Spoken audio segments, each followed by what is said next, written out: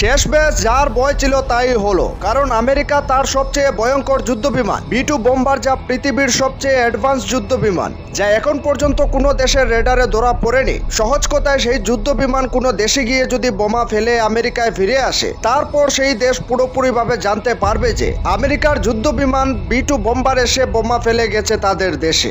এত অ্যাডভান্স যুদ্ধ বিমান এটি, যা শুধুমাত্র আমেরিকার কাছেই রয়েছে। তো সেই যুদ্ধ বিমান দিয়ে 22 জুন আমেরিকা বোমা মেরে ইরানের 3টি পরমাণু কেন্দ্র পুরোপুরিভাবে গুড়িয়ে দিয়েছে, যার ফলে এবার ইসরায়েল এবং ইরানের শুরু হওয়া যুদ্ধে আমেরিকাও যুক্ত হয়ে গেছে। তো আমেরিকার এই এয়ার স্ট্রাইক করার পর আমেরিকা ইরানকে স্পষ্ট করে দিয়েছে যে ইরান যদি এই হামলার পাল্টা জবাব আমেরিকাকে দেয়, তাহলে ইরানকে এমন পরিস্থিতির সম্মুখীন হতে হবে যা ইরান এখন পর্যন্ত দেখেনি। তো এ নিয়ে ইরান থেকে জানানো হয়েছে যে আমেরিকা যা করেছে তা পুরোপুরি অপরাধমূলক, যার জবাব ইরান নিশ্চয়ই দেবে। তো এইসব দেখে মনে হচ্ছে যে এমন যদি চলতে থাকে, তাহলে খুব শীঘ্রই পৃথিবীর সবাই তৃতীয় বিশ্বযুদ্ধের পরিণতি ভুগবে।